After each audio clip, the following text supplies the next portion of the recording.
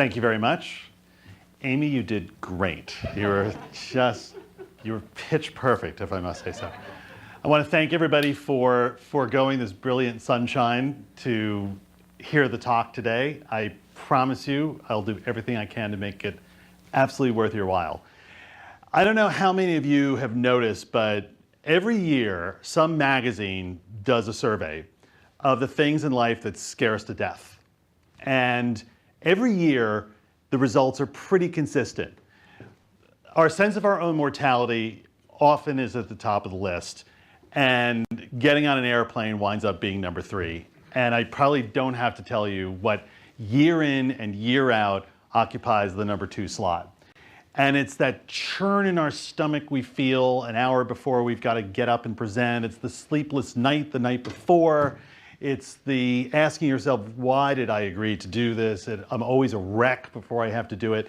Today, I'd like to give you some tips and techniques on how to get over that, because I find if you're able to move out of this left side of the spectrum where a lot of people find themselves, and you can get to a stage of being okay with it, then you can move on and actually get to the point where you feel a little bit of buzz and enjoyment from standing up and being able to communicate and being persuasive to an audience.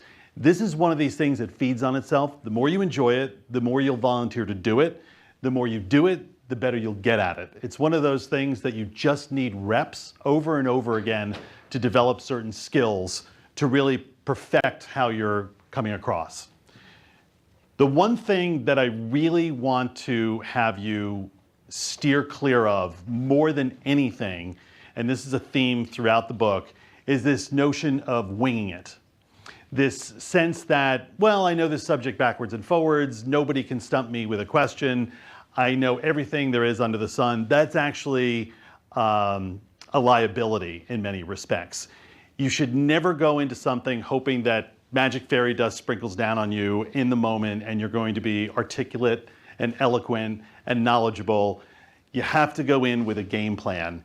And it doesn't matter whether you're moderating a panel, an industry panel, whether you are a participant on a panel, whether you're just going to a meeting to address people on your team.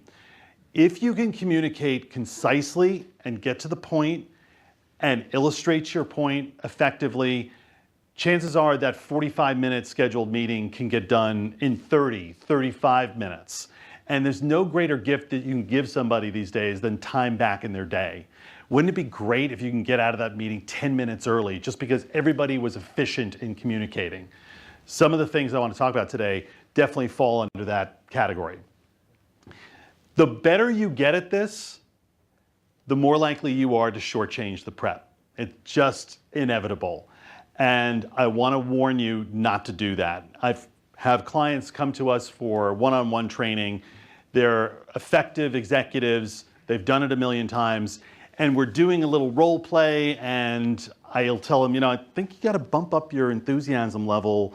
And ultimately they'll say, don't worry. When it comes time to doing it for real, I'll turn it on. It'll all be fine. And I've never really had a good argument against that until the first presidential debate in the last election. And the president obliged me with giving the ultimate evidence that you cannot shortchange the prep. His camp set up a practice campus in Las Vegas, and next thing you know, he's running off to Hoover Dam to do a photo op and shake hands. He's not watching the videotapes of Mitt Romney's primary debates. He's not putting in any of the legwork. And David Axelrod, his senior advisor, pulled him aside and said, Mr. President, we're a little concerned. You don't seem engaged. You don't seem like you're putting your back into this. And his line to Axelrod was, don't worry, I got this. And so my message to you is, if that guy can't turn it on instantly and flip the switch and be great, there's no hope for the rest of us. So preparation is one of the keys to overcoming nerves. How many of you, I've spoken to a bunch of you before we got started, how many of you feel like nerves are actually impediment to doing well in this situation. Okay, pretty typical. The more you know your content, the less anxiety you're going to feel. It's a solid ratio. You'll probably be most nervous in the first 2 minutes of whatever you have to do, whether it's get up in a meeting, get up in front of a room. If you know those first 2 minutes cold, backwards and forwards, you'll get out of the gate cleanly, you'll build your confidence through the rest of the presentation. If you stumble out of the gate, it's really hard to recover. So after 2 or 3 minutes, I think we all feel that sense of getting into a groove and a rhythm, and your nerves settle down and everything winds up being easier after that. But what also happens is when we get nervous, we start taking short, shallow breaths, almost like mini hyperventilating. And that's what happens when our pulse runs away with us. And what it's doing is it's depleting your lungs of air. You need to be able to get up and speak. So if you find that's the case and you suffer from that little tremble, that little quiver in your voice when you're nervous, and it happens to a lot of people, that's a lack of wind. What I want you to do is 5 minutes before you have to get up to speak, good deep yoga breaths, long inhale through your nose, hold it, long, slow, steady exhale through your mouth. It's going to slow your pulse, it's going to replenish your lungs with air, and it's going to bring stability back to your voice. You don't want that shaky voice being a dead giveaway that you're nervous. Even if you're not nervous though, we get a shot of adrenaline from the fact that we are now in the spotlight and everybody's watching us. And that does a few things to us. It makes us speak faster than we normally would.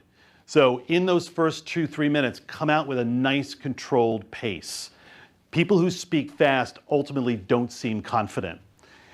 You also will probably not land on anybody in the audience the more nervous you are. So right now, it's just natural for me to make good, sustained eye contact with different people in the audience. But when you're nervous, you're probably going to do what I'm doing right now, and that's just sort of scanning the room, not really landing on anybody, just sort of drifting over the tops of people's heads. That may be helpful to you because you're looking into abstraction and it's giving you the privacy to think, but it's not a good technique to connect with your audience. See if you can look in someone's direction, land on them at least for part of a thought, and then move off to somebody else. It's a lot about finding friendly faces in the audience.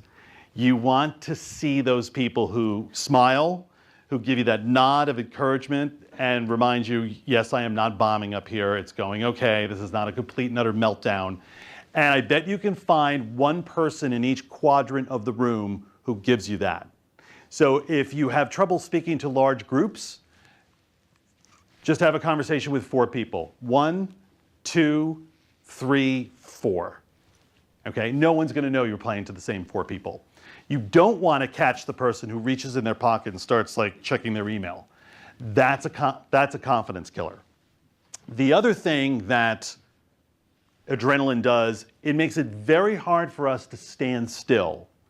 In fact, I call this the stationary march. I'm actually not moving anywhere, but I'm also not standing still. I'm rocking, I'm swaying, I'm moving around, but it's not a movement with purpose. I'm going to show you a clip right now of what I mean by that.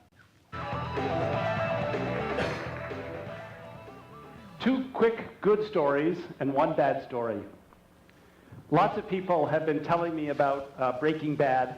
The Netflix algorithms have been recommending Breaking Bad to me. But, you know, there's a lot of recommendations that algorithms do, and I've just never gotten around to watching Breaking Bad.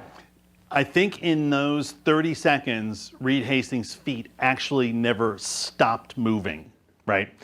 So, but the fact of the matter is we have this built up physical energy in our bodies from the adrenaline, and we like to get rid of it. And typically it likes to get out through our feet.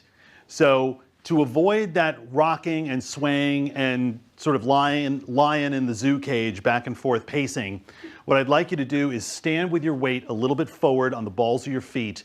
You'll feel a little bit of pressure in your toes. That's going to keep you from being back on your heels where this kind of weight shift, sway, and fidgetiness comes from. All the nagging we got as children was probably some of the best communication coaching on the planet. I would strongly advise that you don't stay up till 3 o'clock in the morning working on a PowerPoint that you have to present at 9 a.m. It'd be better to go to bed at 9, get up at 4, finish the thing. You don't want to be groggy, and you don't want to have an empty stomach. It's been medically proven that the synapses in your brain do not fire efficiently if you don't have food in your stomach. Do not skip breakfast. We just talked a little bit about standing up straight, getting your core into it. Eye contact. If you find it's difficult for you to concentrate looking at somebody else looking at you, you could look at the stem of my glasses, or you could look at a woman's earring if you're addressing them in a meeting. It's better than looking at the ceiling, looking down at the floor, looking somewhere else. You're going to have a lot more conviction behind the point you're trying to make if you're making good, sustained, meaningful eye contact. And I was talking to somebody before we got started on this whole notion of you got to fake it till you make it. And you may be in that dread part of the spectrum, but it's really important to relax your audience, to make it seem like you're having a good time being up there and speaking. The only time an audience gets uptight for you is if you seem tense. So in the beginning, until you can actually get to a point of tolerating it and liking it, see if you can just bring a brightness to your expression. Look like there's no place I'd rather be, even if you can't wait to get off the stage. Okay, and a few things your mother did not tell you. No yogurt, no milk the morning of a presentation. It actually creates a frog in your throat, and you will have to clear your throat maybe repeatedly, which you don't want to be doing. Get inside a room like this, walk around, get a sense of how deep it is, how much you're going to have to project to reach the back row. You don't want to stand at a podium or a stage for the first time when you're doing it for real. You don't want anything feeling strange or unusual. Make sure that if you bring your laptop, that a PowerPoint works on that. I have a pair of cufflinks that my assistant gave me. They're the greatest thing in the world. They're actually a USB drive. It's a big square cufflink, and it comes apart. And I always put my presentation on my cufflink in case it gets corrupted somehow, at the location. And I've actually had to pull that thing out a couple of times. And I learned this one the hard way. I was presenting at a client one time. It was the second time I was there. So, of course, the first time I went, I got on their wireless network, and without me knowing it, it just connected me the second time. And I'm merrily clicking through my slides. I think I'm on the third or fourth slide. And suddenly all my email notifications from the night before start bonging up in the corner of the screen. And it took every ounce of self-control not to lunge at the computer and pull the cord out. Make sure everything is turned off. So before everyone filed in, I don't do this as a strategic way. I like meeting people, but there's a benefit to saying hello to people before you have to get up and speak. And one of them is they may tell you something in this little conversation before you get up to speak that's helpful to you. Maybe they've told you what they ultimately want to come to hear, and you can just do a little bit of tweak or incorporate a story somebody tells you into your presentation to give it a feeling of spontaneity and to pull the room up with you. Be a good listener in these little conversations you have before you get started. It also helps you understand, is this a tough crowd? Is it an easy crowd? How hard am I going to have to work? How convincing am I going to have to be? And also, again, if you and I have had a talk before we get started, I guarantee you probably won't pull your phone out on me. You're going to feel more invested in being that attentive listener. So it's a great way to create that energy in the audience. And warm up. Athletes do it, musicians do it. In your kitchen that morning, making coffee, say the first 2 to 3 minutes of your presentation out loud. Hear how it sounds rolling off your tongue. It's a totally different dynamic than silently imagining what you're going to say in your head. That doesn't accomplish the same goal. So how do you begin? Well, I probably coach about 10 people a week on presentations. And I will tell you that 8 or 9 of them all start out exactly the same. And that's not what we're really going for. One thing people do is they presume that the audience isn't going to be interested in what they're going to say. So I could have gotten up here and I could have said, so listen, I know you all probably want to be outside today because it's a beautiful day, but I'm just going to very quickly walk you through a few things. That absolutely not. Never, ever project in the mind of your audience that somehow you're not going to be scintillating.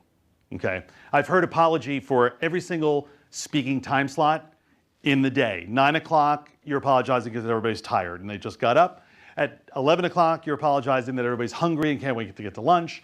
At 2 o'clock, you're apologizing because everybody's groggy from lunch. And at 5:30, you're the only thing standing between them and the cocktail hour.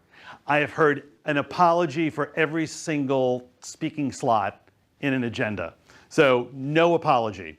And I know that the prevalent idea of tell them what you're going to tell them, and tell them what you told them is well embraced and has been for years. I think it's a dated, dusty approach that everybody does.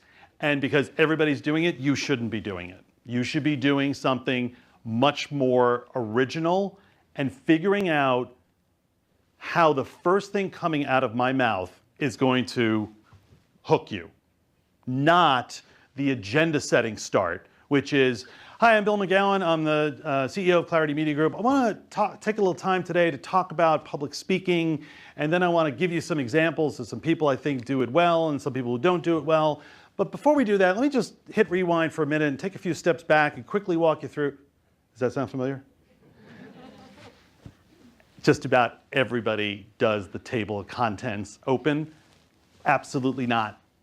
I'll show you an example of what I think is the perfect beginning. The agenda setting start has a very fitting acronym, by the way. I'm a little nervous because my wife, Yvonne, said to me, she said, Jeff, you watch the TED Talks? I said, yes, honey, I love TED Talks. She said, you know they're like really smart, talented people. I said, I know. She said, they don't want like the angry black man.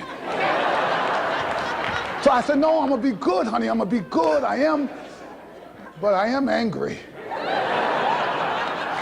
And the last time I looked,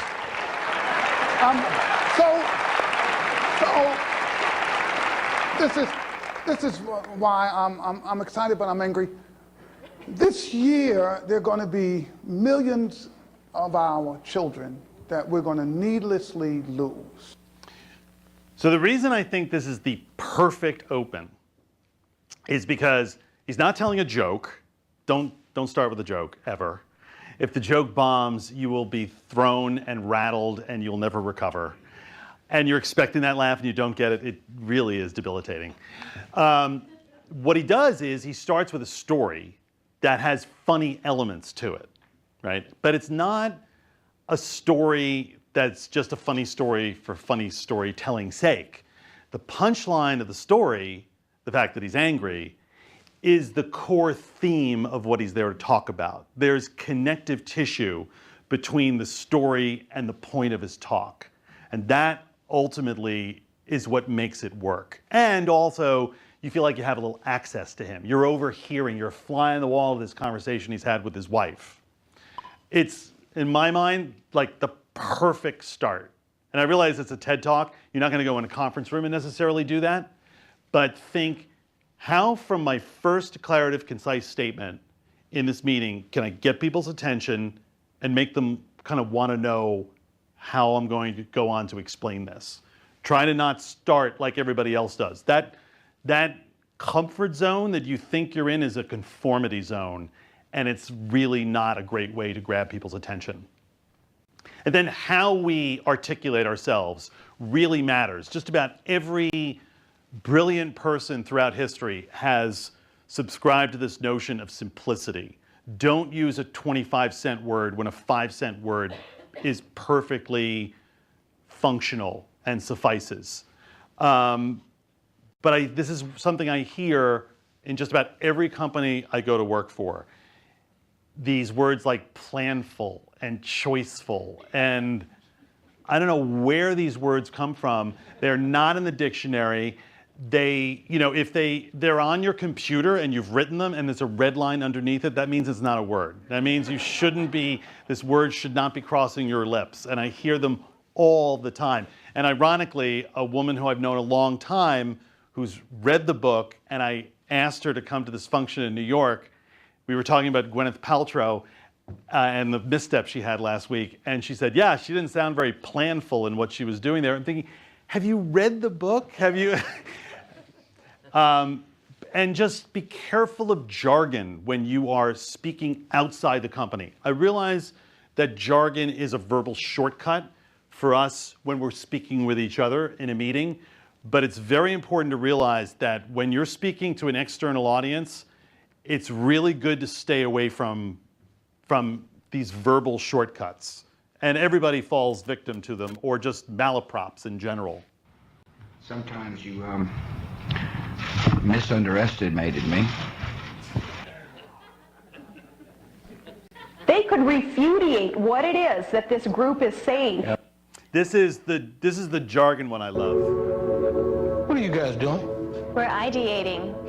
ID what? Ideating. What's that? Coming up with new ideas. Why don't you just call it that? This is different. We need to rethink the way we do things. Structure. Process. We need to innovate. How? We haven't ideated that yet. Good luck. Thanks. That was an IBM spot from about literally 12 years ago. And the reason it's so funny is because it's so close to the truth. It's barely an exaggeration. So really watch the jargon if you can. So the reason I did this book was because I found that a lot of the principles that I was working with people on how to be better communicators, more efficient, more effective, more persuasive, didn't apply to just being on panels and giving speeches and giving media interviews. I found that they really pervade all high-stakes communication situations in our lives, whether we are coaching our nephew for the big job interview, or whether we are faced with having that difficult conversation with an aging parent that they shouldn't be driving anymore. There are all these things that happen day to day where the way we frame something and the words we use to put our point forward really matter. They often determine the difference between success and failure. And so there are these various principles in the book. One of them that I think is really important speaks to the notion of brevity. And I call it the pasta sauce principle, because if any of you are avid cooks, you know that if you put a pot of sauce on the stove and you cook it down for an hour, 2 hours on a Sunday, that reduction is going to have a lot more flavor and just a dynamic quality to it than if you keep pouring more water into that thing. The verbal equivalent is figuring out a way to say it concisely and directly. Being verbose and buying into this notion that more is like putting water in the sauce. See if you can avoid circular logic, redundancy. It's not helping. You want to make it as lean and mean as you possibly can. And I find that the majority of people, if you think about this as like your thought, you have a beginning, a middle, and an end to this thought that you're trying to convey. I find a lot of people are pretty good getting out of the gate and maybe getting to the crux of what it is they want to say. But then wrapping it up tends to be a real challenge. There's a lot of ad-libbing, there's a lot of excess that's not helping us. And so to avoid that, what I'd like you to think about is, let me do enough preparation and reflection ahead of time to know what my content is. And let me develop the discipline that by the time I open my mouth to start talking to convey this thought, I have a general idea where I'm ending up, what the finish line looks like. Not in a scripted verbatim way. I don't want you to feel like you're rigidly controlled, but I do want you to know, okay, what's the point I'm trying to make here? And how can I back up that point? Do I have a story I can tell? Do I have an example I can give? Do I have a data point that helps illustrate the main point? Those are basically the two components of what makes persuasive discussion and conversation. A point and a way to bring it to life. And if you can't conceptually see what the full arc of your answer contains, when you open your mouth to start, you're talking too long. That's a good barometer. It's not about talking for 35 seconds or 45 seconds. It's about how much control do I have over what I know is going to come out of my mouth over the next 20 seconds.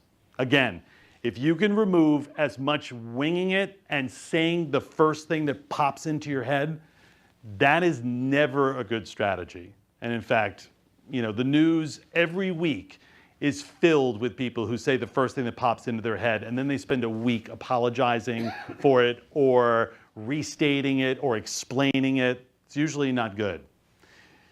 One of the other key principles in the book asks you to think about your brain and your mouth as two cars on the road, okay?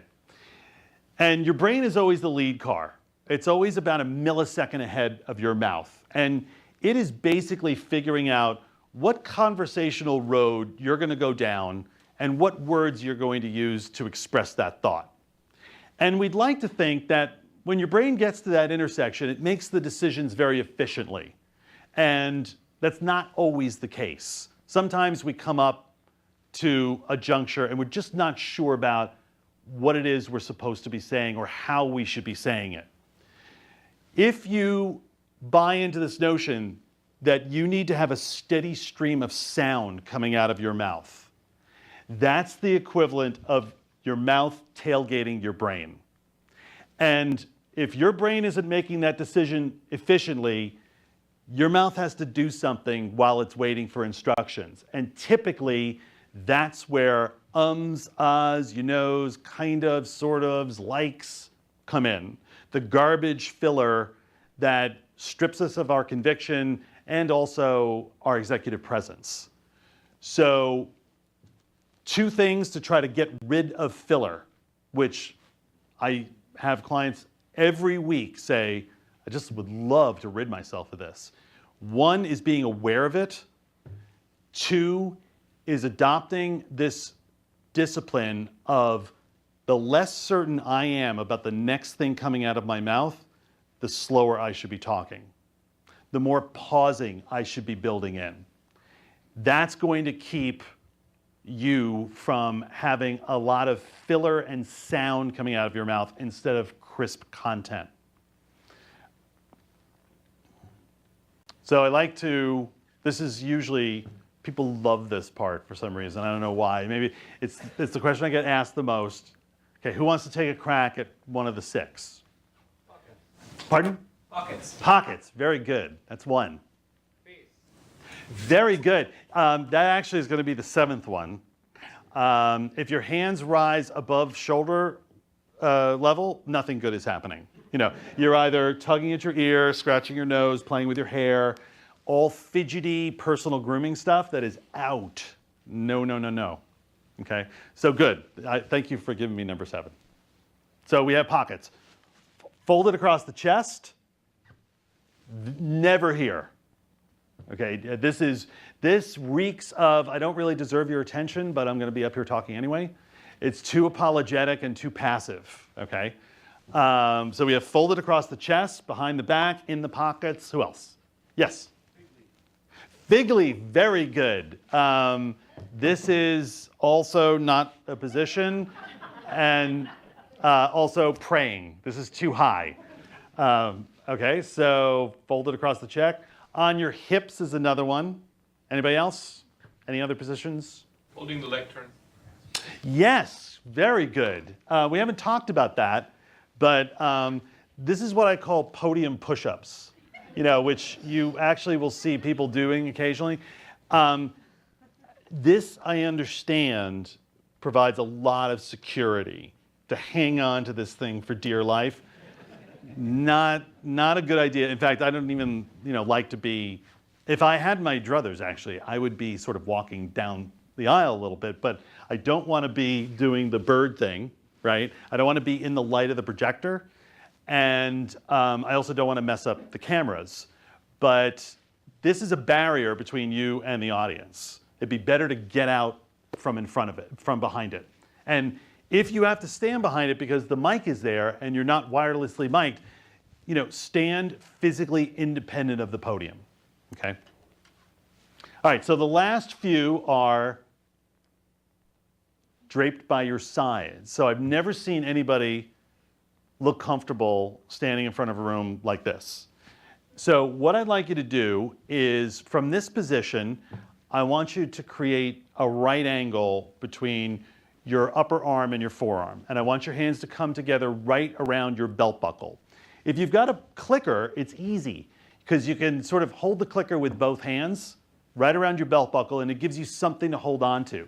But suppose you don't have a clicker. Now this is a little bit more difficult, but it may feel a little strange in the beginning, but it looks right. And the reason I like it is because I want to talk with my hands, but I don't want them to have to travel a long distance to be able to gesticulate. And down here they do. And now I'm done with them and they got a long way to fall to get into a resting position.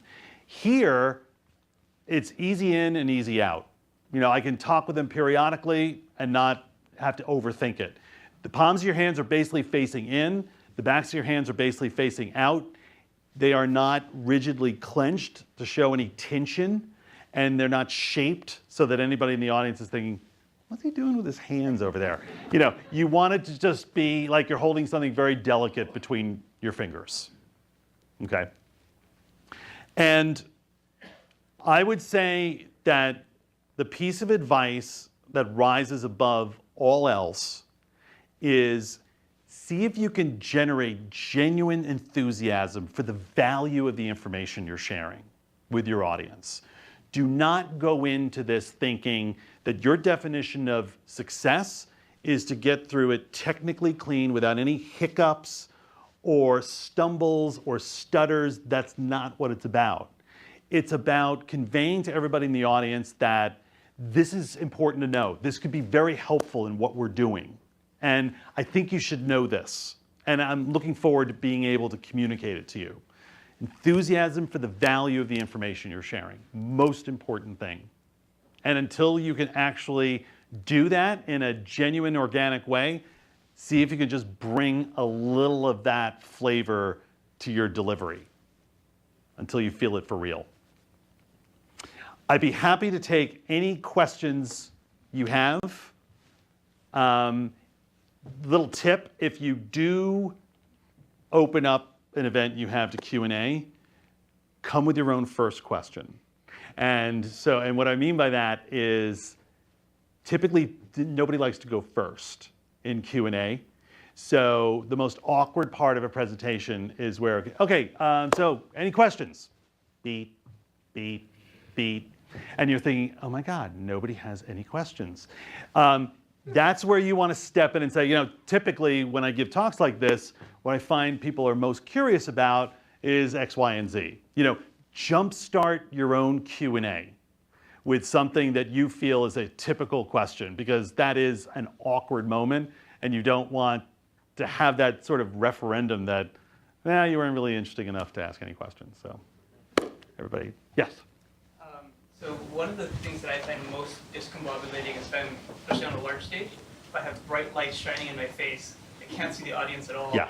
And I'm wondering if you have any ideas on what to do in that situation. I think you have to pick zones. So let's say bright lights, got one right here. Think near right, far left, near left. Break the room into those quadrants. You're not going to find that good listener, but think about speaking to that zone. The other thing that's important is if you're on a stage and there are confidence monitors or a teleprompter, I don't know if you have that, realize that if they're on the floor, where they usually are, the closer you are to the foot of the stage, the more disparity in the eye line between the monitor and the audience. It's going to look more like you're reading the prompter, whereas if you back up mid-stage, this gets mitigated. Okay, and how many of you have to be in an event where you're reading a prompter or there's some kind of So the only other thing you want to avoid there is sometimes they have one on this side of the stage and that side of the stage. Try never to read the one you're walking away from, which I see a lot. You know, people sort of sneaking a peek over their shoulder. That immediately looks like you're reading. Okay. Yeah. Any special advice on presenting charts, numbers, things like that? If the slide is really dense, I think what can be effective is saying, okay, so we have 10 years of performance here. Here's what I really want to bring your attention to. Like, don't go through every single thing on the chart. There's probably one thing on each slide you want the person in the audience or in the room focusing on, and you have to actually dictate what it is that they're going to zone in on with their eyes. When you throw up a slide and there's a lot of information in that, a lot of bars, a lot of numbers, a lot of words, you are relinquishing control. Their eyes can go anywhere they want, and what you're saying is almost insignificant. So you almost have to dictate where their eyes should go on the slide. Okay, so the blue line is what I really want to point out here. And here's what it shows, okay?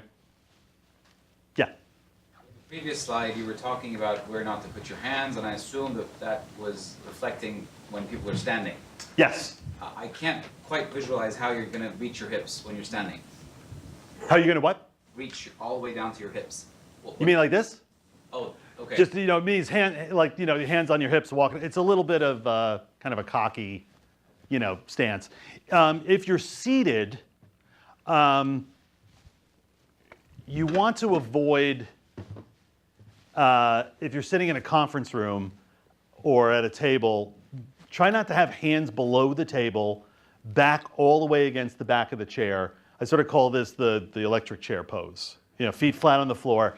I find what really works to develop an engaged, attentive kind of physical presence is think about sitting on at least the front half of the cushion. So my back now is completely separated from the back of the chair. Cross your legs at the ankle and tuck it underneath the chair, forearms on the conference table or whatever it is. And feel an arch in the small of your back. I am sitting up straight right now from the base of my spine. If I let go of that, this is how I look, which is a very different kind of vibe you're giving off. So I want you to think about sitting forward, but sitting up.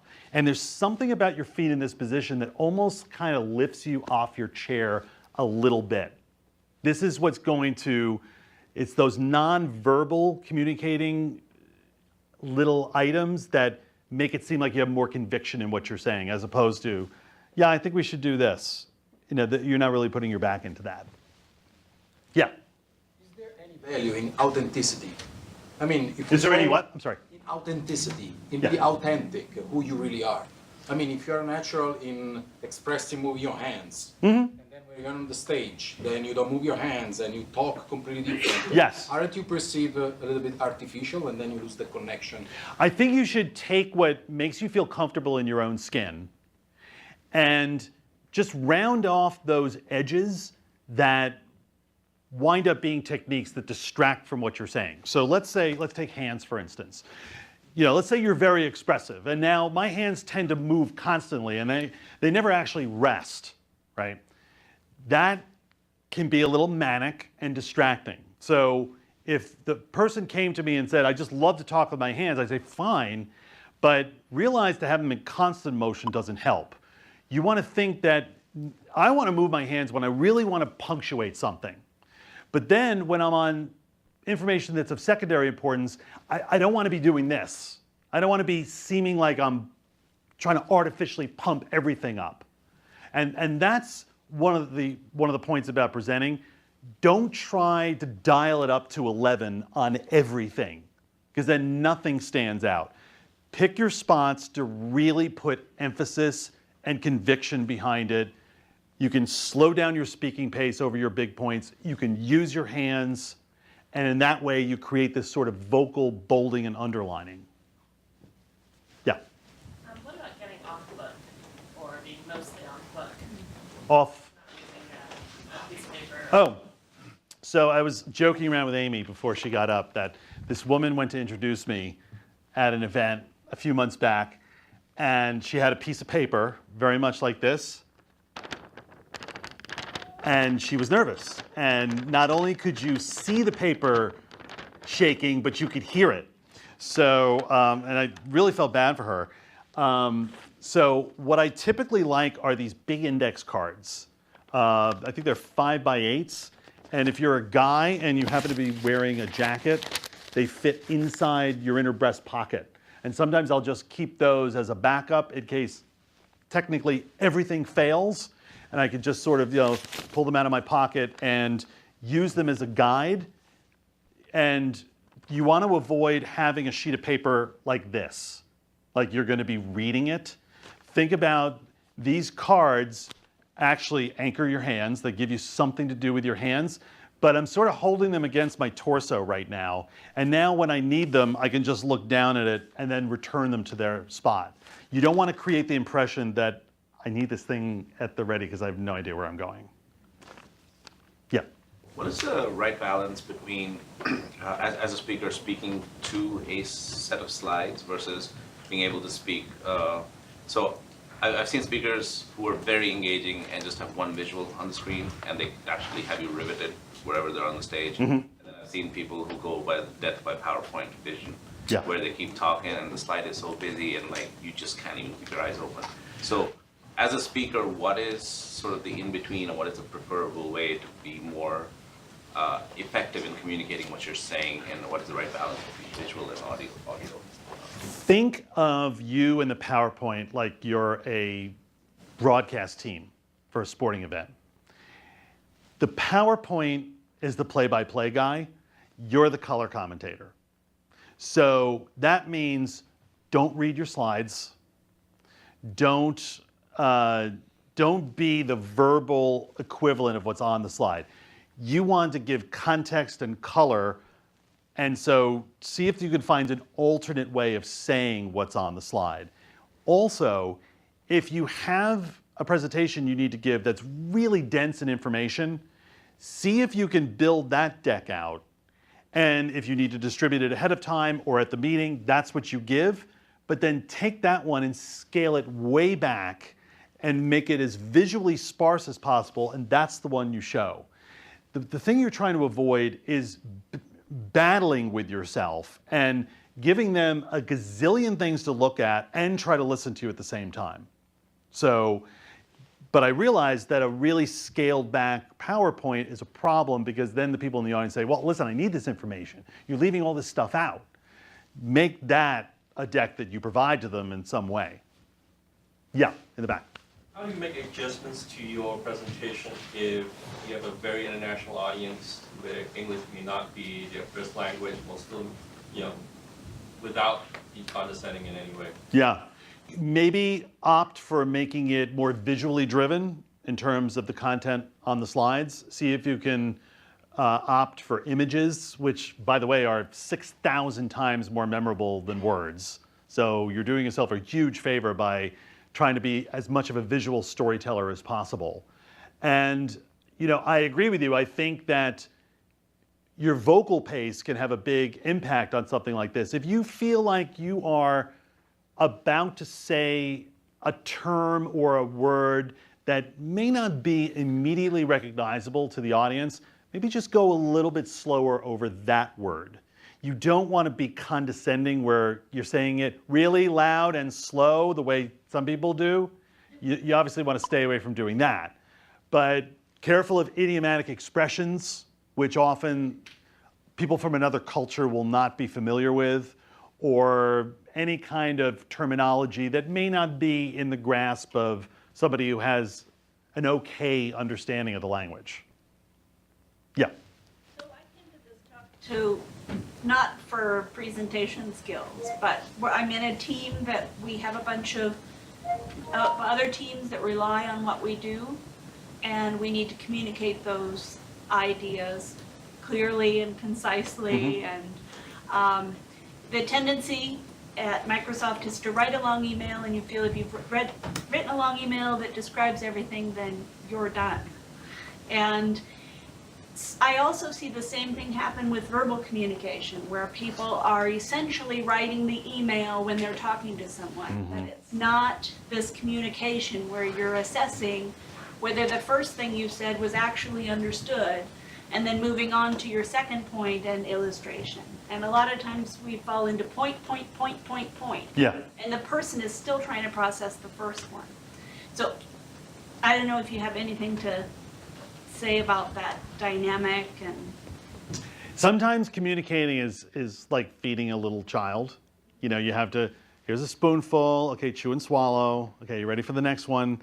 You know, you want to get a sense for, is your audience ready to move on? Have they digested what I've just told them? This is where empathy comes into play in communication. It's not just about you touching bases A, B, C, and D and getting out of the conference room as early as possible.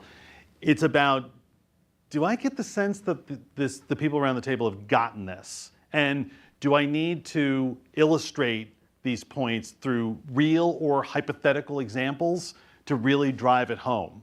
And it's also, I think, fine to say, is that clear? Is everybody okay to move on? You know, I think there's a little bit of a reluctance to gauge the audience in a meeting even. the other thing is that you don't have to say everything at once. That's right. Like, they can, even though we have this half hour now, it doesn't mean we have to tell you absolutely everything in that half hour. Right. We could have another one after you. Yeah, there's this idea of leaving people wanting more, right? Or, thinking, all right, well, we're closing this meeting. What do I want everybody from this meeting doing in the aftermath of this meeting? So maybe you button the meeting not with, all right, so let's review everything we covered. You know, that's not necessarily what I'm suggesting, but what if you were to give the presentation and say, okay, so if nothing else happens out of this meeting, here's what I'd like everybody to ponder, or here's what I would like everybody to come up with a solution for. You know, this idea of call to action, or not marching orders, but it's almost like inspiring them to do something out of the meeting. You know, yes? In interactive sessions where you have a mixed group and you're presenting either an idea, concept, a product, how do you sort of keep the naysayers and the non-believers in check and keeping them from derailing either your thought process or getting them on board? I think there's a certain value in acknowledging and validating what the skepticism in the room is, and just getting it out there by saying, now, I know full well this idea has its limitations in some people in the audience. They see it as this, that, and the other thing. Let me explain to you why we believe there's bigger upside to this, regardless of where you come down on that. You know, I think sometimes the naysayers just want you to verbalize and acknowledge the doubts they have, and to not just come at it from a combative, I'm going to cut you off and I'm right and you're wrong. You know, to be able to acknowledge and validate has importance. Yes, I'm sorry. With limited amount of time, how do you prioritize planning? How do you recommend you do that with your client? I give them something that I call a message grid, and that is, you're going into a meeting or you're going to be peppered with questions. Try to figure out what the topics of conversation are going to be in this meeting. So they're going to ask you, what are the potential pitfalls of this plan? What kind of revenue is going to be driven from it? What are competitors doing? You know, there's certain predictable topics that can come up, and on this grid, in these columns, I want you to think, what's my basic point here, and what's my point of illustration? Do I have a data point? Do I have an example I can give? How do I bolster my main point?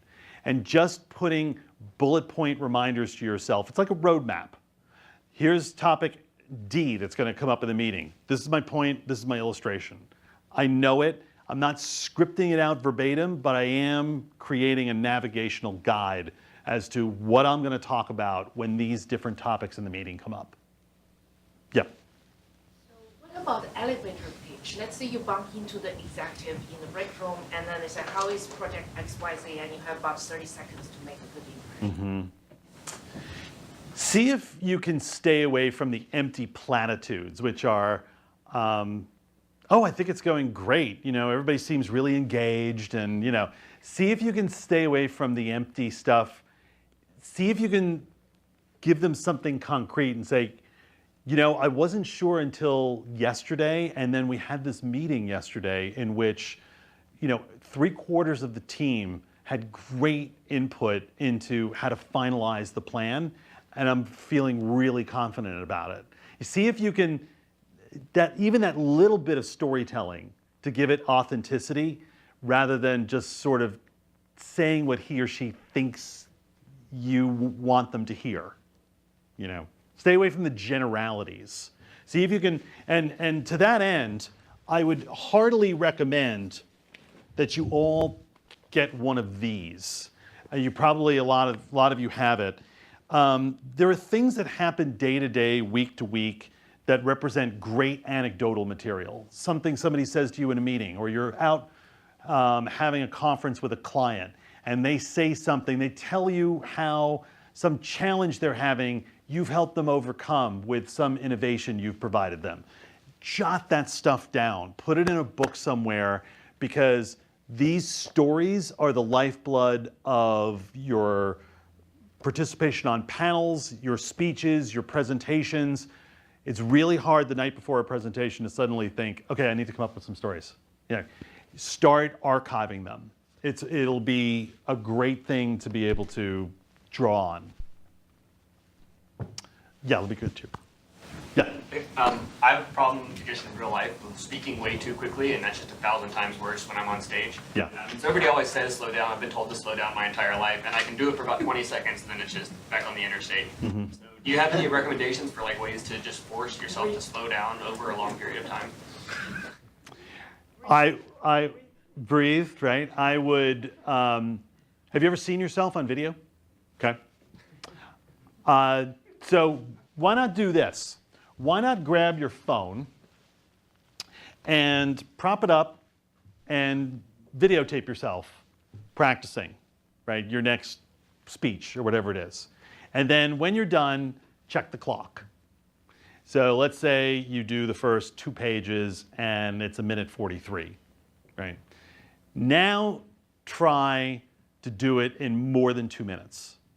Okay, see if you can, see what it takes for you to stretch that thing by 17 seconds. And deliberately force yourself to try to chew up more time. But for you, I think what would be really critical is don't try to uniformly slow yourself down. Take the really key takeaway ideas, your big points, and think, all right, these are going to be the selected moments where I downshift and I slow down and I draw it out a little bit more emphatically. I think that's going to work better for you than feeling like I've got to take everything down a certain speed. Think about what your punchlines are, what your big ideas are, slow down over those. Because it is the variation of your speaking pace that makes your voice interesting to listen to. Somebody who's uniformly brisk and talking a mile a minute all the time, it's very easy to lose the engagement of your audience, as is somebody who's very slow and plodding and never steps on the gas. You want both brisk and slow.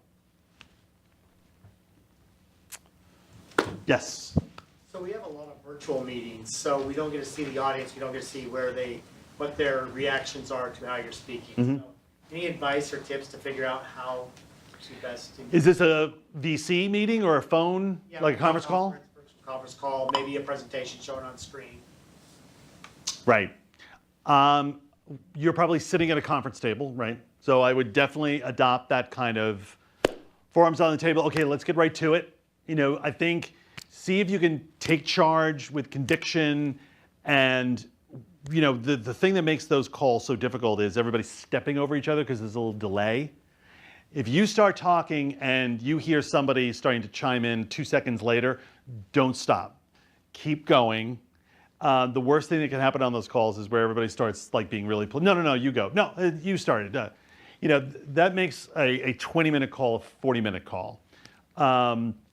But see if you can, the other thing that works for phone calls is not sitting down, is having some notes, and maybe you have a headset, walk around the room. I find that I'm a lot more animated in how I deliver information, and I have a lot more conviction in my voice if I'm moving. The last place you want to do one of these is sitting behind your desk. Because when this meeting starts to get sluggish and you start to get bored, you'll check your inbox. You will. Or you'll see something on your desk saying, oh man, I was supposed to do that yesterday, shoot. Million and one distractions behind your desk. Worst place to do a call. Yeah. You mentioned the over-practicing of the opening to get into the flow. Would you apply the same to the closing, or would you rather have it in a natural flow and kind of trickle out? Absolutely.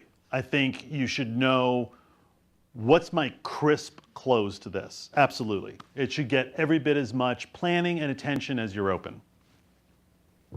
Yes? A similar question. You talked about preparation for the main content. I believe you can do some preparation for Q&A, but how do you handle, things that you have to think through or, are difficult? You mean questions that are difficult that you might not be able to handle? I think there's nothing wrong with saying to somebody in an audience, I would love to double check that piece of information before I give you an exact number, so maybe you can follow up with me after the meeting and we can do it one-on-one. It's not the end of the world to say I don't know, but there are ways to do that where you don't make it seem like you're not knowledgeable. If you're asked something very narrow in focus in Q&A in the audience and you don't know that specific thing, see if you can broaden the scope of the question so you can speak more generally to the topic they've raised. In a Q&A, nobody's going to fire a follow-up, pin you down type of question to it.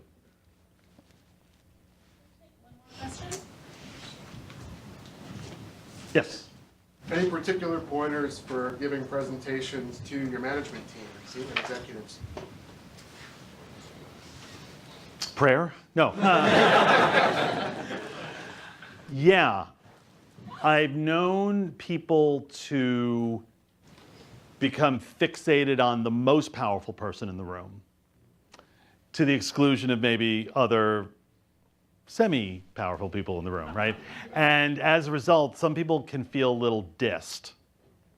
So I would be diligent about spreading my attention around to the various people on the other side of the table so that, nobody feels slighted, but maybe on the really big points, the stuff that really, really matters, that's when you zone in on the number one decision maker. Okay?